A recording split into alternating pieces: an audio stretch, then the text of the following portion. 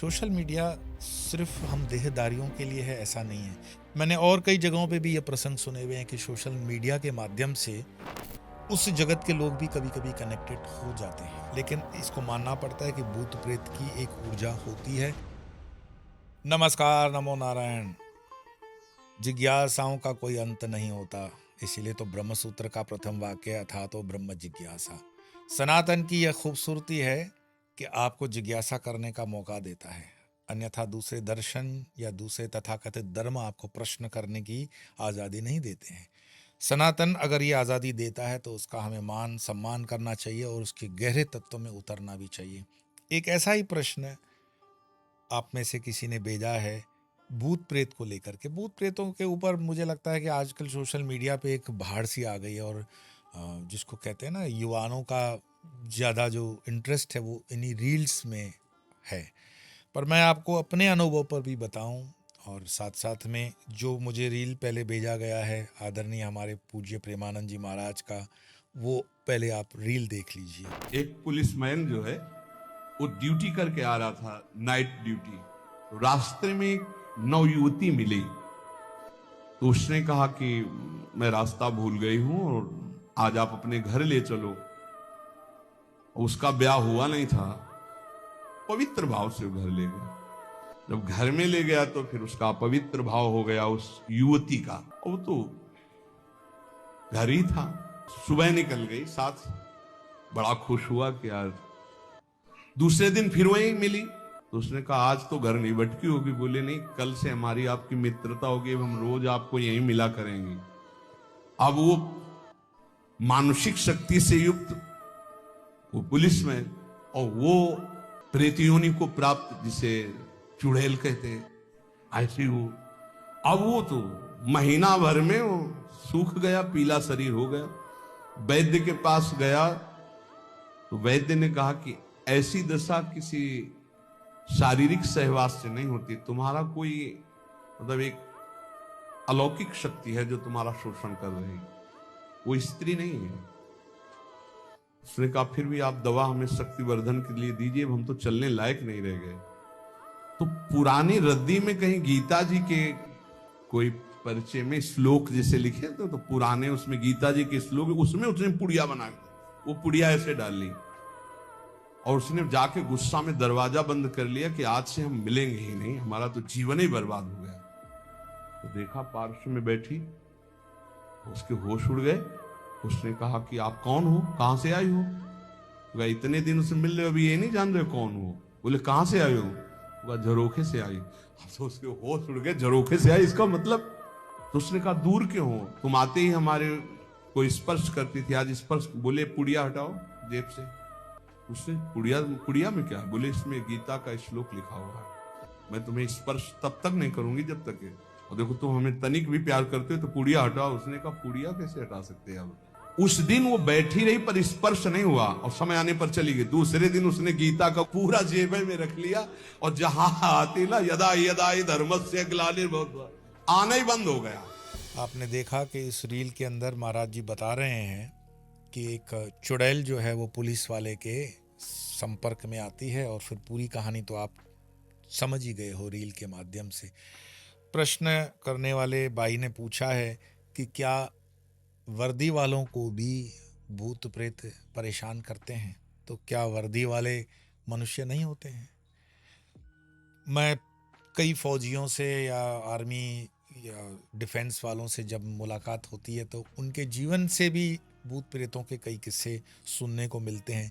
कई बार वो किस्से कागज़ों में आते हैं, कई बार किस्से कागज़ों में नहीं भी आते हैं, लेकिन इसको मानना पड़ता है कि भूत प्रेत की एक ऊर्जा होती है, और वो जो ऊर्जा है वो पॉजिटिव भी है, नेगेटिव भी है, मेडिकोर भी है। पर हर एक बाधा, प्रेत बाधा हो या भूत प्रेत बाधा हो या चुड़ैल हो या जो भी एनर्जी हो, उसका अगर कारण है तो उसका निवारण भी है। Means if there is any problem there is always solution. सबसे पहले ये समझ लो कि ये बाधा उसको लगती है जिसकी खुद की आध्यात्मिक शक्ति अर्जित की भी नहीं होती है, जो गुरुमुखी नहीं होते हैं, कोई साधना नहीं होती है, किसी प्रकार का कोई संकल्प करके आपने अपने जीवन में प्रभु की सेवा नहीं की है, तो आपके जीवन में ये कमज़ोरी रहती है। इसीलिए कोई भी बीमारी भूत प्रेतों वाली आपको पकड़ लेती है, सबको तो नहीं पकड़ती। फिर जन्म कुंडली के प्रारब्ध के भी ग्रहचारी जो होते हैं वो काम करते हैं। ऐसे अनेकों किस्से मैं आपको बता भी चुका हूँ और इन किस्सों का कोई अंत नहीं है, पर इस सारे किस्सों को बताने का मात्र कारण ये होता है कि आप सिर्फ ये मत सोचो कि जो प्रेत होते हैं वो हमेशा नुकसानकारी होते हैं या हमेशा हमारे विरुद्ध ही होते हैं। मैं जो आपको आज अपना किस्सा बताने वाला हूँ वो पवित्र प्रेत जिसको कहेंगे या पवित्र आत्मा कहेंगे उसका किस्सा बताऊंगा। लेकिन ये साधु संतों के साथ भी किस्से होते हैं। इसके प्रमाण में ये भी क्लिप आप प्रेमानंद जी महाराज की सुनिए कि उनके जीवन का संबंधित किस्सा क्या है। एक बार हम एक आश्रम में खंडहर था जंगल में गंगा के किनारे, तो वहां हमें रोका गया कि यहाँ मत सोना, यहाँ भूत रहते हैं। हमारा जिद्दी स्वभाव था, वहाँ भूत था। रात्रि के 9 बजे जो ही आसन लगाया और लेटे, जे ही हमारे ऊपर ऐसे जैसे बहुत वजनदार जांघें जिसकी हो हमारे ऊपर ऐसे चढ़ गया। खूब हम चेतना, कोई सो नहीं रहे थे, ऐसे हाथ किया तो पीछे से जटाएं उस समय भी थी, पीछे से हमारी जटा पकड़ ली। ये सब जागृत में हो रहा था पर मंत्र चल रहा था। फिर एकदम खाली उठे, हम कहा नहीं ये हमारा भ्रम है, ऐसा नहीं हो सकता कि हम नाम जप कर। तो पवित्र प्रेत भी होते हैं, बाहर निकले खड़े हुए, हम नहीं प्रेत नहीं। फिर जाके लेट गए, बहुत जिद्दी स्वभाव। अब जाके लेटे तो छाती पे चढ़ के ऐसे श्वास रुकने लगी, इतना वजन एकदम ऐसे ऐसे। तो उस समय जो भगवान शिव का मंत्र चल रहा था उसकी रफ्तार बढ़ाई, तुरंत फिर अलग। अब दोबारा हिम्मत नहीं करेगी, अपना आसन समेटा और जहाँ सब लोग लेटे थे वहां गए तो बोले आ गए।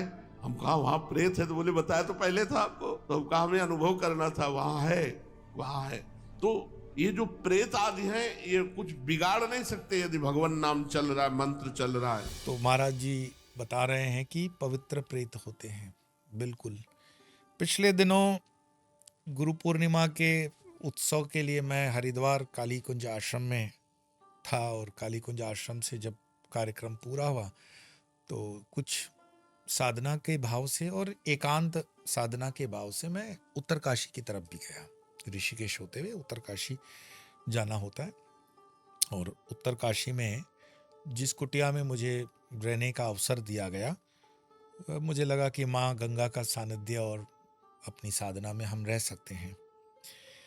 करीब करीब रात का 10:30-11 बजे का समय था और मैंने कोई विशेष जिसको कहते हैं पूजा पाठ के साधन नहीं रखे थे।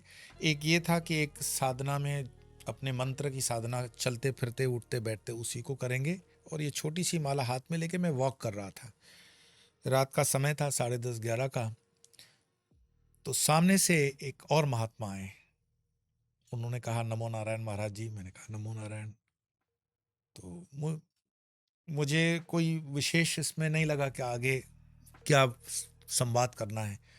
तो उन्होंने कहा कि आप गीता पर बहुत अच्छा बोलते हैं। मैंने कहा जी थोड़ा बहुत गुरुजनों की कृपा से बोलते हैं। नहीं बोले मैंने सुना है आप, तो आज थोड़ी गीता पे चर्चा हो जाए।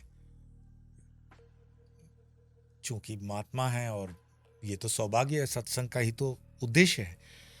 तो मैंने कहा जी पधारे।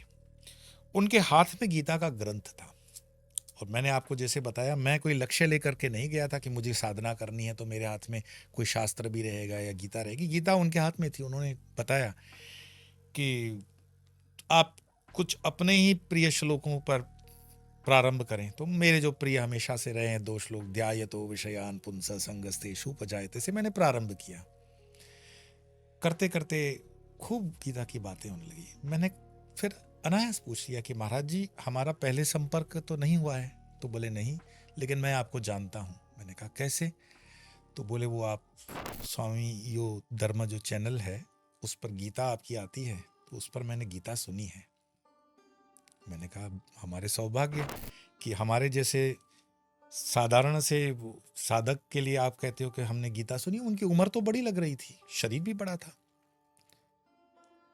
और बात करते करते गीता की बातें, श्लोक की बातें, समय निकलता गया और मोबाइल के अंदर जैसे एक लाइट जलने से पता पड़ गया कि 1:15-1:30 बज चुका है। तो अनायास आंख पर मैंने कहा कि महाराज जी आपको भी समय हो गया, मेरा भी मुझे लग रहा है कि काफ़ी हमारी बातें होगी। तो उन्होंने कहा ठीक है आप विश्राम करें। बहुत अच्छा रहा सत्संग। मैंने नमो नारायण किया, कमरा बंद किया और 3:30 बजे उठने की तैयारी से 2-1 घंटे का विश्राम करना है, इस तरह से। अगले दिन सुबह 3:30 बजे नियम से उठा और जब ध्यान किया, और सुबह में उतर करके आश्रम के जो व्यवस्थापक रहे होंगे उनसे मैंने कहा कि जो महाराज जी अपने आश्रम में रहते हैं मुझे उनको मिलना है, क्योंकि चर्चा रात हो गई थी इसीलिए अधूरी रह गई है। तो उन्होंने कहा महाराज जी कौन से महाराज से आप मिलेंगे? तो मैंने कहा रात में आए थे वो वृद्ध हैं, और थोड़ा हुलिया बताया। तो उन्होंने कहा कि महाराज जी इस समय आश्रम में आप ही हैं। मैंने कहा हाँ मुझे पता है मैं ही हूँ, पर रात को जो महाराज जी रहे होंगे ना, उन्होंने बताया उस कमरे में वो रहते हैं। तो बोले वो कमरा बंद है। मैंने कहा ऐसे कैसे हो सकता है? अब जो चीज मैं उनको बोल रहा था वो विश्वास करें न करें, मेरे अंदर भी वो जिज्ञासा, प्रश्न, सब कुछ एक स्थिति आ गई। मैंने कहा उस कमरे में कौन रहते थे? तो उन्होंने कहा उस कमरे में जो महात्मा रहते थे मैं आपको बताता हूँ। और उन्होंने जैसे कमरा खोला तो उनके हाथ में जो पुराने स्टाइल की गीता थी, श्रीमद् भगवत गीता, उस समय वो टाइप सेट करते हुए गीता कंपोज होती थी, वो ग्रंथ वहीं रखा हुआ था। वो ग्रंथ मैं देख रहा हूँ कि वो ग्रंथ वही है जो रात में मैं ग्रंथ देखा। और मैंने कहा महात्मा जी कोई तस्वीर वगैरह? तो उन्होंने कहा ये एक छोटा सा जो चित्र देख रहे हैं ये महात्मा जी का है, और ये यहाँ पर रहते थे, बहुत साधक थे, बहुत साधना थी। मैंने कहा एक बात बताओ, यहाँ पर कोई ऐसा कुछ बना है कि गीता जी के सत्संग का कोई प्रसंग बना हो? तो जो व्यवस्थापक थे वो भी जानते थे कि आप स्वामी यो हो और हम आपको जानते हैं यूट्यूब के माध्यम से, तो उसमें तो कोई दो राय थी नहीं। तो बोले हम स्वामी जी पिछले करीब करीब 1-1.5 महीने पहले एक ग्रुप आया था, साधकों का ग्रुप था, 5-7 लोग, और वो जो शाम को सत्संग करते थे भोजन के बाद 9-10 के बाद वो बैठते थे 1 घंटे, और आप जो 2 श्लोक वाला गीता का चलाते हो धर्म अपने चैनल पर, स्वामी और धर्म पर, वो प्ले करते हो और उस पर उनकी चर्चा होती थी। बस मुझे याद है कि 5-7 दिन इस तरह उन्होंने सत्संग किया हुआ था। तो क्या उस सत्संग में जो रात में महात्मा आए थे वो उपस्थित थे? क्योंकि उनका कहना था आप आजकल आपका बहुत अच्छा चलता है सत्संग, मैंने सुना है। और वो कह रहे हैं कि ये महात्मा जी शरीर में तो है ही नहीं। कई प्रश्न मन में रह जाते हैं, और आपने प्रेमानंद जी महाराज को भी जैसे सुना, हमारे जीवन के भी अनुभव होते हैं कि पवित्र अपवित्र, पॉजिटिव नेगेटिव, और गुरुजनों के मुख से भी सुना हुआ है, जिसमें ब्रह्मानंद जी महाराज का किस्सा मैंने आपको वृंदावन का बताया हुआ है कि वैष्णव साधु आकर उसको सुबह जगाते थे डेली। मेरे उस अनुभव से मुझे भय तो नहीं लगा, लेकिन मैं उसके बाद, क्योंकि मेरा निकलना तय था, मैं अगले दिन निकल ही चुका था, पर वो जो छाप मेरे मन में पड़ी कि सोशल मीडिया सिर्फ हम देहदारियों के लिए है, ऐसा नहीं है। मैंने और कई जगहों पे भी ये प्रसंग सुने हुए हैं कि सोशल मीडिया के माध्यम से उस जगत के लोग भी कभी कभी कनेक्टेड हो जाते हैं। स्पेशली मैं ऐसे कई एग्जाम्पल्स आपको बता सकता हूँ, उसमें फिर नाम आ जाएंगे तो फिर नाम आने से विवाद खड़ा होता है। पर हाँ, सोशल मीडिया, मैंने आपको अगर याद होगा हमारे ही सीरियल इसमें एपिसोड्स के अंदर 900 साल के ऋषि महाराज का जब जिक्र किया था, तो ऋषि महाराज ने मेरे यूट्यूब चैनल का जिक्र किया, और ये चीज़ मैंने महाराज जी से पूछी थी कि क्या यूट्यूब चैनल चल रहा है, ये आपको पता है? तो उन्होंने कहा हाँ हमें सब पता है। तो क्या उस जगत के लोग, चाहे वो कितने भी पवित्र हों, कितने भी सरल हों, वो इन चीज़ों से जुड़े हुए हैं? मेरा कोई इस पर आज शोध नहीं है, ना ही मैं इस पर कोई आपको अथॉरिटेटिवली कोई वर्डिक्ट दे रहा हूँ कि ये प्रमाणिक है कि ये है। पर ये अनुभव तो अभी पिछले दिनों का है, और ये भी बात सच है कि जिस संदर्भ में वो मुझसे बात कर रहे थे वो यूट्यूब को लेकर के बात कर रहे थे, और मैंने हंसी मजाक में यूं ही बोल दिया, अरे नहीं महाराज जी, आजकल तो हम स्वयं से सोच रहे हैं कि यूट्यूब चैनल से अलविदा ले लें।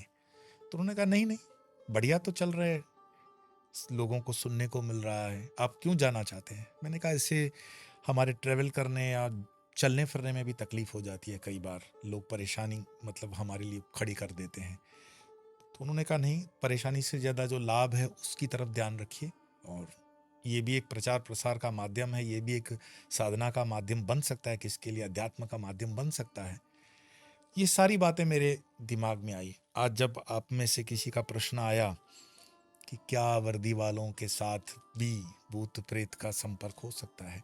मैं कहता हूं कि सिर्फ वर्दी वाले क्यों, इस जगत में जो भी हैं वो कहीं इस सिस्टम के बाहर नहीं है। जो कॉस्मिक प्लान है, जो कॉस्मिक डिज़ाइन है, जो इस पूरे ब्रह्मांड के सारे रूल्स रेगुलेशन है, वो सब के लिए एक जैसे हैं। वो चाहे संत हो, महात्मा हो, साधु हो, अमीर हो, गरीब हो, सब के लिए वो नियम लगते हैं।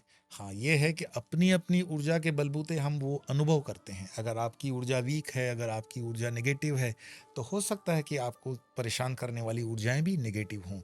पर जब आपकी ऊर्जा पॉजिटिव हो, आपकी ऊर्जा गुरुजनों की कृपा से उस अध्यात्म की तरफ की हो, तो आपके अनुभव भी पॉजिटिव होते हैं। ये अनुभव मुझे लगा कि आप लोगों से शेयर करूं। कोई बहुत बड़ी बात नहीं है, परंतु सोशल मीडिया पे जैसे हम कहते हैं कि स्तोत्र वगैरह सुने आप, विष्णु सहस्त्र नाम सुने आप, ललिता सहस्त्र नाम सुने आप, दुर्गा सप्तशती सुने आप, तो किसी ने मुझे प्रश्न किया कि क्या ये जो यूट्यूब पे चलता है इसका लाभ हमें मिलता है। तो मैंने इसका जो उत्तर दिया, अगर आपको लगता है कि ये उत्तर सही है तो उसको आपके जीवन में थोड़ा सा ऐड करने में आपको सहूलियत होगी। तो मैंने उनको कहा कि अगर आप किसी गैजेट पर इंग्लिश म्यूजिक सुनते हो तो उस इंग्लिश म्यूजिक के सुनने पर आपका सर हिलता है या पैर हिलता है। तो उन्होंने कहा कि पैर जो है थरथराते हैं पैर। और जब हिंदुस्तानी क्लासिकल आप सुनते हो तो क्या हिलता है? तब आपका सर हिलता है। चल तो गैजेट पे ही रहा है संगीत। चाहे किचन में आप भोजन बना रही हैं, कोई माँ बहन या कोई ड्राइविंग करते हुआ कोई पुरुष है, तो आप उसमें अपना जुड़ाव देखते हो। चल रहा है सोशल मीडिया पर या किसी गैजेट पर। इसी तरह से कोई स्तोत्र जब गैजेट पे चलता है, जैसे हमारी भैरव धुन के विषय में मुझे लोग मिलते हैं तो कहते हैं कि हमारे जीवन में बहुत बड़ा एक परिवर्तन हम देखते हैं पॉजिटिवली, जो स्वामी योग धर्म चैनल पे ही है। 30 मिनट का 7 चक्रों को आपके आंदोलित करता है वो। तो कुल मिलाकर के ये सोशल मीडिया का बेनिफिट या पॉजिटिव जो एक चीज़ है उसका हम बेनिफिट ले सकते हैं, बशर्ते कि हम एक होश से उसका फ़ायदा उठाएं। और बाकी तो साइंस एंड टेक्नोलॉजी का दुरुपयोग भी है, सदुपयोग भी है। आज सदुपयोग के इस पक्ष को आपके साथ रख रहा हूँ, इस पक्ष को आप भी आगे शेयर करेंगे और इसी तरह सनातन की यात्रा करते हुए आगे बढ़ेंगे। तो आज इतना ही, फिर मिलेंगे, तब तक के लिए नमो नारायण।